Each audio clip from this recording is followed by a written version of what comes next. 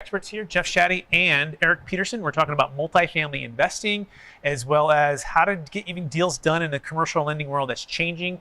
I want to start with Jeff Shaddy. Jeff, you're with Marcus & Millichap Capital Corp, and you've been in the business for a number of years, and I consider you a Hall of Famer. We had a first chance to meet back in 2010 when I was at Marcus & Millichap here in Sacramento, just a few miles away. And I learned quickly that experience is something you cannot trade for anything, especially in these high and low markets. At that time, the market was changing rapidly with values and people and the great kind of recession, right? I'm curious, what are you seeing that's different or the same? And what's the best way, the best secret to getting deals done in the commercial lending world that we're in right now? Brett, I appreciate those questions because I think the most important thing that we're seeing out there right now is, as you mentioned, things are changing. The things that are changing are really real estate interest rates. And there's a big hit right now in commercial real estate interest rates. And it's really affecting the cap rate. And for those who may not be comfortable with that term, but it's really the return on the investment. If you're spending more money on the interest rates, then the actual cash flow is going to be less and there's going to be less of a return. So the cap rates are changing slightly. They have not changed as much really in the multifamily industry as they have in many others. We've seen quite a bit of climb in, whether it be self-storage or office or retail. Office is pretty far off. And what I'm hoping and what we are seeing is that hopefully this pressure to change as far as pricing is concerned is going to slow here in the near future. What is the near future? Is that 3 months, 6 months, 9 months, a couple of years? It could be as short as less than 6 months, maybe even 3 months, that we're going to see that pressure come off a little bit. Good answer. And as far as kind of the changes of '08 to now, and where we might be with this change, what's your feel for just inflation and or the recession that we're already in, we're going to be in? Kind of just give us your, what inning are we in, if you will, of the economy, interest rates, inflation. It seems it's so hard to know, but what do you think about that? Well, we've had somewhat of an inflationary environment for the last couple of years, and everybody tries to pin it on government spending. Maybe that's it. But bottom line is there's a lot of money in the system, and it pushed up the prices. And Jerome Powell, who, frankly, I listen to his speeches whenever I get the chance, has really tried to hold that back. And I think he may have cured the problem in the long run. We don't know. At the moment, we're at 350 on a 10-year treasury. It wasn't, but just a couple of months ago, we were at 429. That's almost 80 basis points. So we're down 80 basis points already. The 50 basis points that is really expected to happen tomorrow is pretty much assumed, and it's built into the market. So it really isn't going to affect much out there. It's what's going to happen February 1st, which is the next meeting, or March 23rd, which is the meeting after that. And it could be another 50 basis points on February 1st. And if it is, we expect it to pause there and maybe no increase in March. Or 25 basis points in February and 25 basis points in March. Whatever it is, it's kind of a major slowdown because we are seeing a serious effect in the market right now. CPI numbers came in today, and the year over the year, everybody's going, well, it's great. It's 7.1 versus 7.3. But the real numbers to look at is what is the month over month. The change was 0.1%. Annualized, that's a 1.2% inflation rate. Things look like they might be getting better. I've been telling everybody, I have to give a chat to about 85 people every Monday morning on our region at Marcus & Millichap. And I've been trying to point out to them that this may be a relatively short event, which means from the start to the finish, 9 months, and we're halfway into it now. Excellent. Great. I'm going to transition to Eric. So Eric, given what you're hearing here and what Jeff's saying and what you're seeing out there as you're underwriting properties, how are you making sense with interest rates perhaps being 5.5, 6, maybe 6.5, depending on what market you're buying in, LTVs and cap rates? Great. Thanks again for inviting me. It's such a privilege to be here and be a thought leader on all this. And so as we dig into deals this year, much to probably Jeff's chagrin, we're trying to find deals that are loan assumptions, not new loans out there. There's plenty of product out there where owners have plenty of built-in equity, and they're looking to reposition that capital or maybe on the asset for decades and put on a very solid accretive loan in 2020 in a great time. So we're looking for deals like that. If we are putting fresh debt on the deal, that asset's got to have a ton of value add. We've got to climb out from the negative arbitrage pretty quickly in order to get cash flow positive, as Jeff was alluding to. Today, back to fundamentals, looking at cash on cash, looking at conservative underwriting from a rent growth perspective. I think those are items that we are trying to employ within our models and still be successful over the next short-term period. Yeah, I don't know if you have like a live deal or one you looked at recently, or even I'm hearing rumblings of people that maybe made offers 6 months ago and lost out when people were hundreds of thousands to millions of dollars, like a $30 million asset you would have bought for $26 million, and you lost the deal, and you're like, I don't know how that person even got to those numbers, and I just couldn't make sense of it then. And now those deals either never closed, and now there people are coming back and saying, well, would you buy it at 26? And you're saying, no, with interest rates from 5 at the point, now it's 6.5, my number might be 23 now. So do you have like a live deal where you can maybe share, or a deal that was missed out on? The seller could have made a deal, but they didn't? Yeah, absolutely. There's a deal in Denver. Actually got to a PSA in not the most opportune time. Interest rates were changing, debt was unsettled. So we had to have that difficult conversation that we were in a changing market, and that value is at least 5 to 10% different today. Now, once again, there's still a great story with the deal. The deal has a lot of value add. We can reposition the asset from a rent perspective, put in our Sequoia Equity secret sauce with management, and it's going to be a great deal if we can have an eye-to-eye meeting with the seller on value. Yeah, and to the point on management, I think it's really important to realize that it's not just the deal you buy, it's the team to execute the strategy, right? It's always about team. And of course, you got to get the basis correctly, and you have to have the fundamentals correctly, but the management on the ground. So things are changing, right? And talk about experience like with Jeff with lending and getting through deals, which we're going to talk about, maybe some hair on some deals you're seeing now and how we're getting around that. Creative ways to protect the bank and the borrower.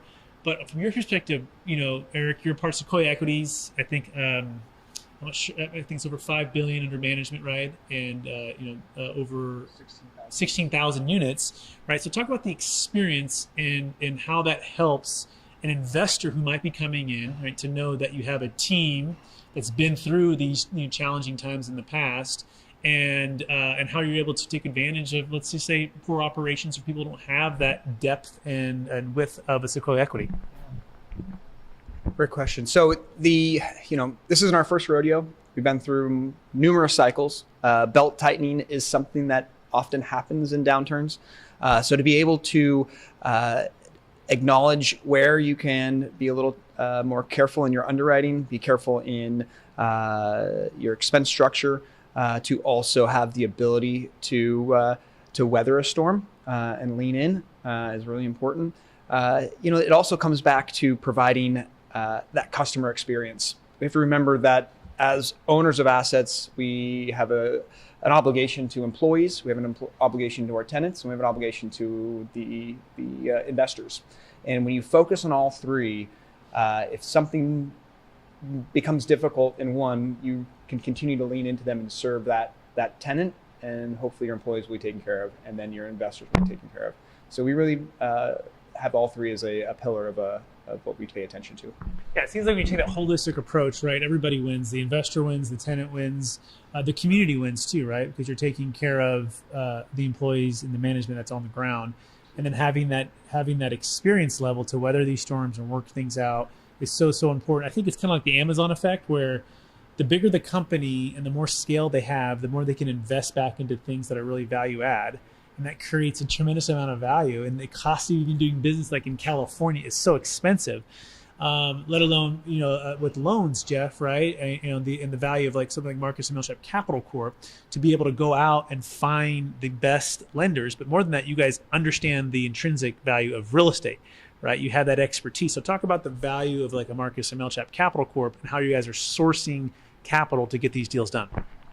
I find it interesting that people have this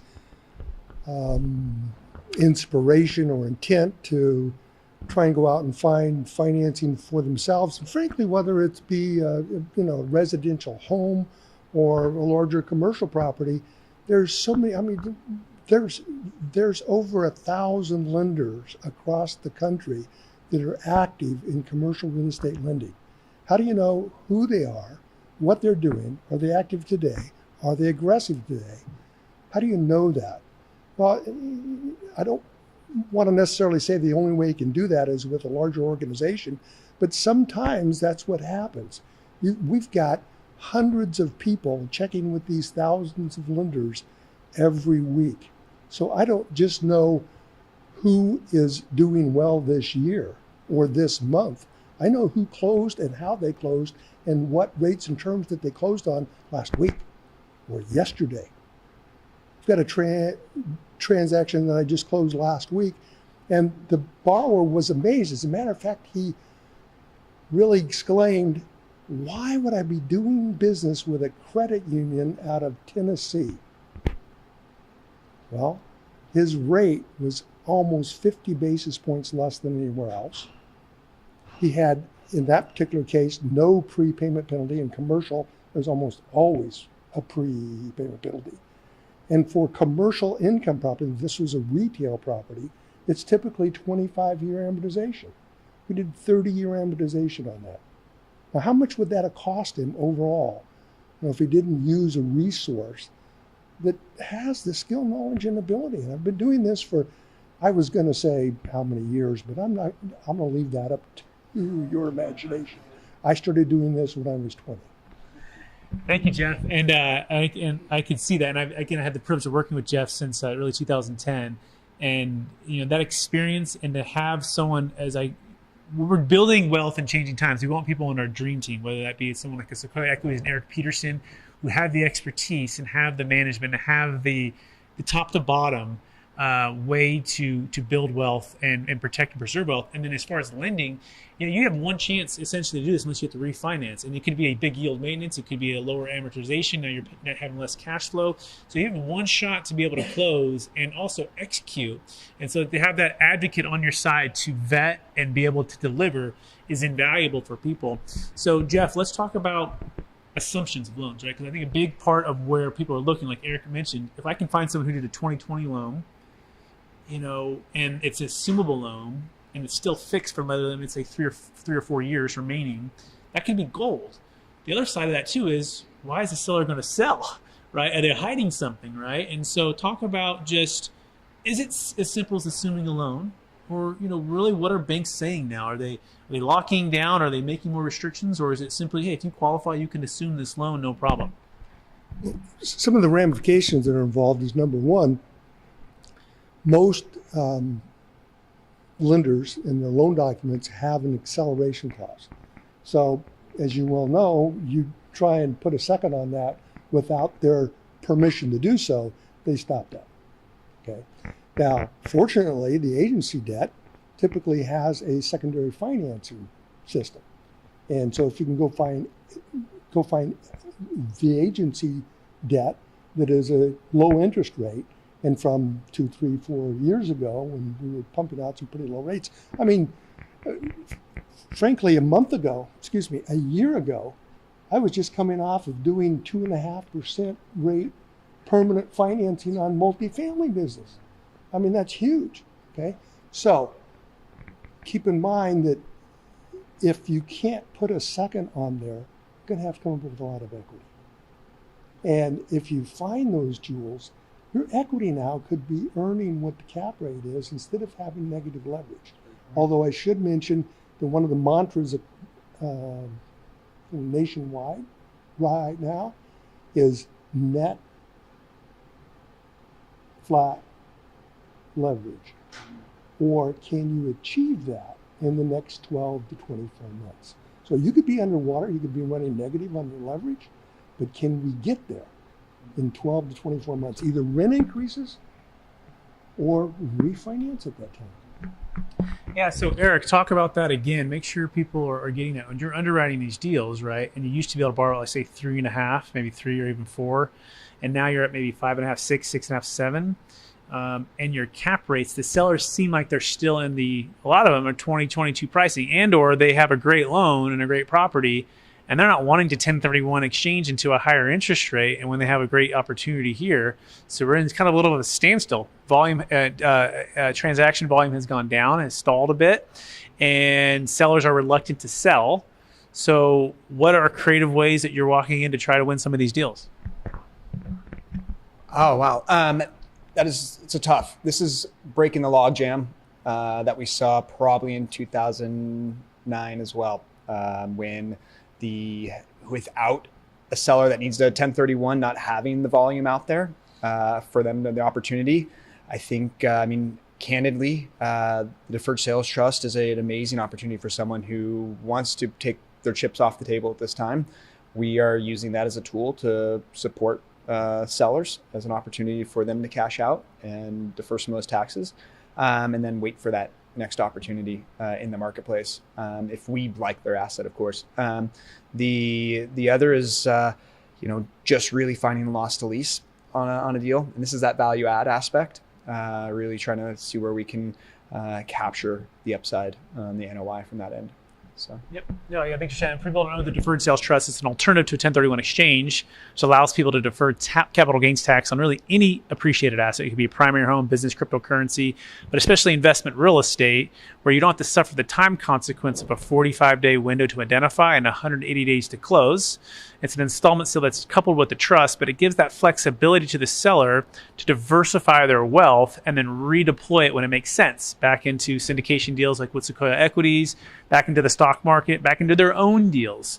And to be able to execute that in a time like this of change can dramatically change your wealth position. Essentially, it's like if you could sell in 06 or 07, right before, let's say, the 08 crash, you put yourself in a position to have capital on the sideline, your powder dry, and to take advantage of discounts should they come. And so people want to learn more about that. You can go to capitalgainstaxsolutions.com. We're going to finish with just two last questions, Jeff, one for you and one for you, Eric. In today's marketplace, what would you say the number one secret would be for a buyer who's looking to get financing, right? And it could be the same as it's always been, but especially right now, what do they need to make sure that they have in order? And what are you wanting to see, before you present them to a bank to purchase that property? But the age-old thing you hear from every banker is, what does your financial statement look like? Okay, that's fine.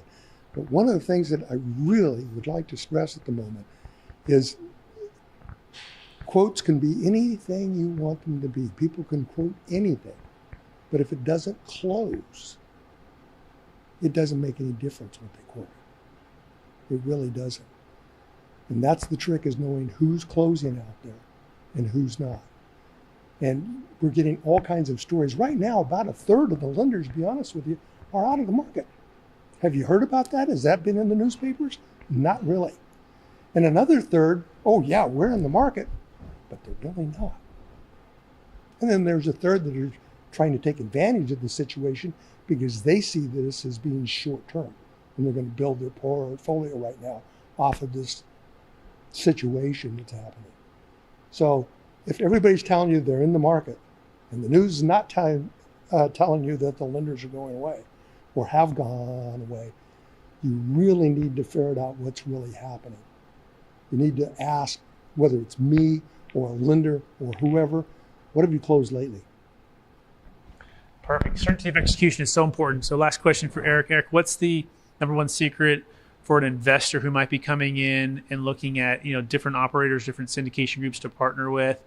What would you say that you would want to make sure that they are asking good questions on and really focused on right now?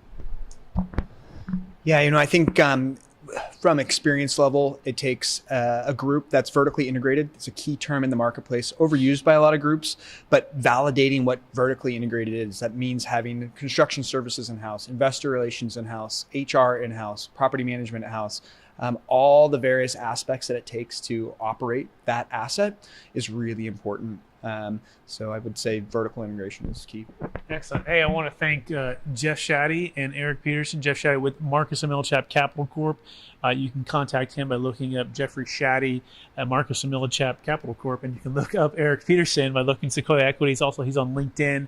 And I want to thank you guys for being a part of the Building Wealth in Changing Times. Your expertise means a lot, and I'm sure it added a lot of value. Let's give it up for Jeff and Eric.